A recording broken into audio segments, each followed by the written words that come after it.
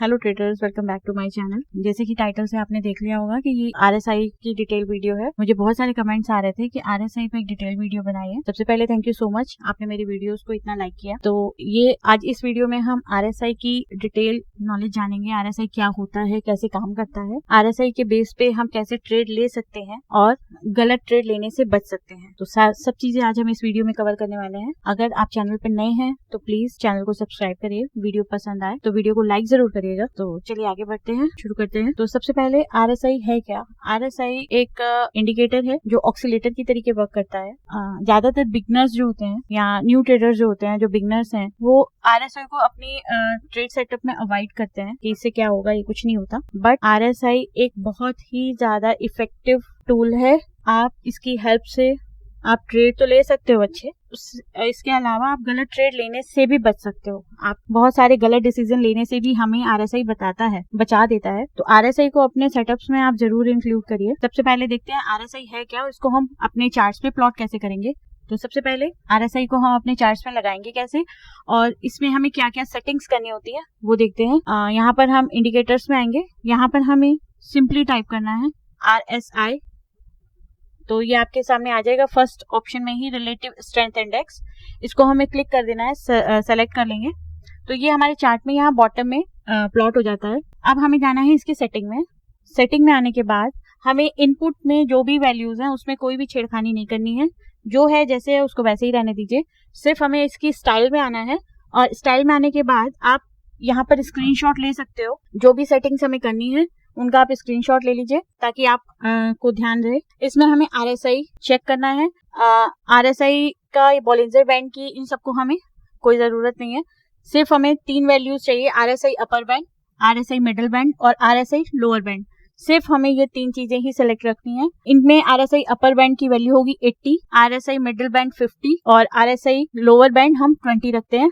सिर्फ इतना ही हमें इसमें चेंज करना है। बाय डिफॉल्ट ये शायद 70 और 30 होता है, तो हमें इसे चेंज करना है 80 और 20 में। यहाँ पर आप आरएसआई, मैं थोड़ा सा बड़ा कर देती हूँ इसको ताकि आपको क्लियर दिखे। 1 सेकेंड। ये है हमारा आरएसआई। आरएसआई में हमें 3 डॉटेड लाइन दिखती हैं, फर्स्ट, सेकेंड और थर्ड। ये जो फर्स्ट है जिसकी वैल्यू 80 है, इसको हम बोलते हैं अपर बैंड। जो बीच वाली ये लाइन आ रही है ये होता है मिडिल बैंड, जिसकी वैल्यू होती है 50, जो अभी हमने सेट करी सेटिंग में।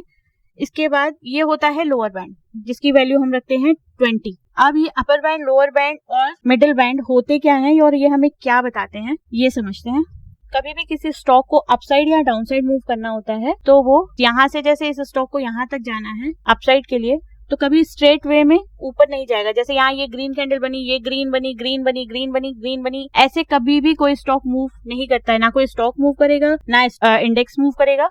हमेशा जब भी कोई भी स्टॉक या इंडेक्स या कोई भी सेगमेंट है वो एक जिगजैग फॉर्म में ही ऊपर नीचे जाता है। अगर उसे ऊपर जाना है तो भी वो ऐसे ही अप डाउन करते हुए जाएगा, और अगर उसे नीचे आना है तब भी वो इसी वे में नीचे आएगा। थोड़ा नीचे आएगा, फिर करेक्ट करेगा, फिर नीचे आएगा, फिर करेक्ट करेगा। इन्हीं इम्पल्स और करेक्शंस को या इन्हीं मूव्स को, जो अप एंड डाउन मूव्स होते हैं, इन्हीं को आरएसआई हमें एक लाइन, एक डॉटेड लाइन के फॉर्म में शो करता है कि मार्केट में अप मूव चल रहा है कैसे चल रहा है और डाउन मूव कैसे चल रहा है। अब हमें इनसे पता क्या चलता है, जब भी मार्केट लोअर बैंड के आसपास होती है, इसका मतलब होता है, ये देखिए यहाँ से चल के आरएसआई यहाँ तक आया है, इसका मतलब है कि मार्केट में बहुत ज्यादा सेलिंग हो चुकी है। अब ये सेलिंग खत्म होने वाली है, अब कुछ बाइंग मूव आएगा। और जब भी मार्केट अपर बैंड के आसपास होती है तब हमें अलर्ट होना होता है कि मार्केट में अब बाइंग बहुत ज्यादा हो चुकी है, अब कुछ हमें सेलिंग देखने को मिलेगी। ये चीज हमें पता चलती है आरएसआई से कि मार्केट में कब बाइंग बहुत ज्यादा हो चुकी है और कब सेलिंग बहुत ज्यादा हो चुकी है। तो ये होते हैं अपर बैंड और लोअर बैंड, जो हमें ये बताते हैं कि कब मार्केट में बाइंग ज्यादा हो चुकी है और कब मार्केट में सेलिंग बहुत ज्यादा हो चुकी है। कुछ लोग इस स्ट्रेटेजी से भी काम करते हैं कि आरएसआई लोअर बैंड के पास है या आरएसआई की वैल्यू 20 या 30 के पास है तो हम बाइंग कर सकते हैं, और आरएसआई की वैल्यू अगर 70 या 80 के पास है तो आप डायरेक्टली सेल कर सकते हो, क्योंकि मार्केट में बहुत ज्यादा बाइंग हो चुकी है, अब तो ये डाउन आएगा ही आएगा। तो ये बहुत ही गलत स्ट्रेटेजी है। इसमें हमें, ठीक है, हमें ये तो पता है कि हाँ ओवरबॉट जोन पे है आरएसआई, यहाँ से डाउन आएगा, लेकिन ये ओवरबॉट जोन पे है, इसको सिर्फ देख के आपको सेल ले लेना बहुत ही गलत प्रैक्टिस है। ये आपको हमेशा ज्यादातर लॉस दिखा सकती है। अब मैं आपको एक सेटअप बता रही हूँ जिससे हमें ये पता लगेगा कि हमें सेल कब लेनी है। आरएसआई अगर अपर बैंड के पास है तो हमें सेल कब लेनी है वो मैं बताती हूँ आपको। उसके लिए हमें क्या करना है, हमें सिंपली यहाँ से ट्रेंड लाइन सेलेक्ट करनी है और जहां से भी मार्केट उठ के आ रही वहां से एक ट्रेंड लाइन ड्रॉ करनी है। ठीक है, अब जब तक वो स्टॉक इस ट्रेंड लाइन को ब्रेक नहीं करता है आप सेल इनिशिएट नहीं करोगे। जब तक ये ट्रेंड लाइन का ब्रेकआउट नहीं आएगा तब तक आप सेल इनिशिएट नहीं करोगे। अब देखिए यहाँ पर मार्केट ऊपर गई, यहाँ पर आरएसआई की वैल्यू 80-70 के आसपास थे। हम यहाँ से सेल सेटअप ढूंढ सकते थे। हमने यहाँ से ट्रेंड लाइन लगाई, जैसे ही उसका ब्रेकआउट आया हमने अपना टारगेट लिया और हम उससे ट्रेड से एग्जिट हो गए। तो ये आप अगर अपने ट्रेड सेटअप में इस चीज को अप्लाई करेंगे ट्रेंड लाइन को आरएसआई के साथ तो ये बहुत ही ब्रिलियंटली वर्क करता है, बहुत ही अच्छा रिजल्ट आपको मिलेगा। आप यूज करके देखिएगा। आप पहले इसको चेक करिए, प्रैक्टिस करिए, इसकी बैक टेस्ट करिए, उसके बाद आप इसको अपने ट्रेड सेटअप में अप्लाई करिए। कहीं से भी आप कुछ भी सीखते हो तो पहले उसका बैक टेस्ट करना बहुत जरूरी है। तो ये था सिंपल आरएसआई जब हमें अपर बैंड में मिले या लोअर बैंड में मिले तब हम किस तरीके से ट्रेड्स को इनिशिएट कर सकते हैं। ठीक है, तो ये तो था एक चीज। अब हम समझते हैं कि आरएसआई डाइवर्जेंस क्या होते हैं। अभी हमने देखा आरएसआई किस तरीके से वर्क करता है। आरएसआई अपर बैंड में होगा तब हमें कैसे ट्रेड इनिशिएट करनी है और आरएसआई अगर लोअर बैंड में होगा तब हमें कैसे ट्रेड इनिशिएट करनी है। अब हम आते हैं आरएसआई डाइवर्जेंस क्या होते हैं, ये कैसे बनते हैं और इसमें हम ट्रेड कैसे ले सकते हैं। तो ध्यान से देखिए। तो सबसे पहले हम समझते हैं कि आरएसआई डाइवर्जेंस होते क्या हैं। ठीक है, मैंने अभी आपको बताया कि आरएसआई जो है स्टॉक के प्राइस के साथ साथ में ही चलता है। जैसे स्टॉक अगर नीचे आ रहा है तो ये भी आरएसआई भी नीचे आएगा और अगर स्टॉक का प्राइस ऊपर जा रहा है तो आरएसआई भी हमें उसी फॉर्म में ऊपर जाते हुए दिखेगा। बट कई बार क्या होता है कि स्टॉक का प्राइस तो अपने लोअर हाई फॉर्म कर रहा है, नीचे आता जा रहा है, बट आरएसआई हमें अपोजिट चलता हुआ दिखता है। अपोजिट देखिए, यहाँ पर इस कंडीशन में देखिए क्या हुआ है। यहाँ से हम चेक करें, अगर यहाँ पर आरएसआई की वैल्यू, यहाँ पर प्राइस ने अपना नया लो लगाया बट आरएसआई इसी लो के आसपास सस्टेन है, रुका हुआ है। अब प्राइस ने नेक्स्ट अपना नया लो लगाया लेकिन आरएसआई ने क्या किया, यहीं पर सस्टेन है। आरएसआई अब ऊपर की ओर ड्राइव कर रहा है, वापस इसी लो के पास सपोर्ट लिया है। तो इसको हम बोलते हैं आरएसआई डाइवर्जेंस। मैं एक दो एग्जांपल्स आपको और दिखाती हूँ। यहाँ पर देखिए, ये प्राइस अपना लोअर लो लगा रहा है बट आरएसआई अपने हायर हाई फॉर्म कर रहा है। इसको हम बोलते हैं बुलिश डाइवर्जन।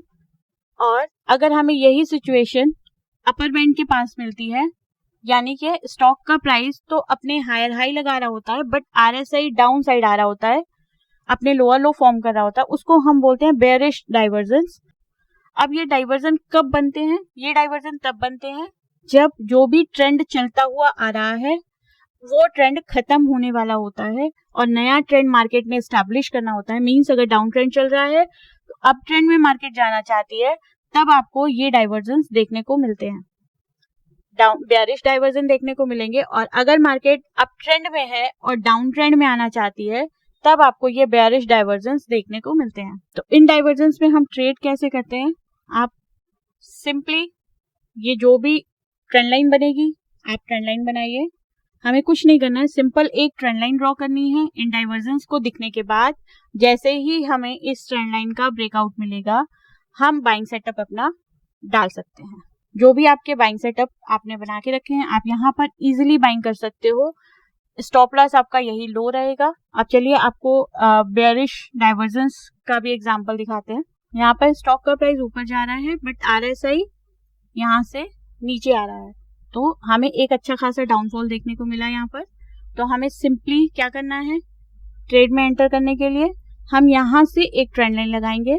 जैसे ही हमें इस ट्रेंड लाइन का ब्रेकआउट मिलेगा आप आराम से यहाँ पर सेल कर सकते हो। कुछ लोग ये कहेंगे कि यहाँ पर तो गैप डाउन ही हो गया तो हम कैसे ट्रेड लेंगे? तो कोई बात नहीं, अगर गैप डाउन हो गया डाउन साइड के आपके सारे टारगेट्स आ चुके हैं तो आप ट्रेड में एंटर मत करिए। हम कोई और एग्जांपल देखते हैं। सी हियर, ये देखिए यहाँ पर प्राइस एक ही रेंज में है बट आरएसआई नीचे आता चला जा रहा है, तो यहाँ पर इसको भी हम बेयरिश डाइवर्जन ही बोलेंगे। ये भी बेयरिश डाइवर्जन होते हैं। ये सेकंड कंडीशन होती है बेयरिश डाइवर्जन की।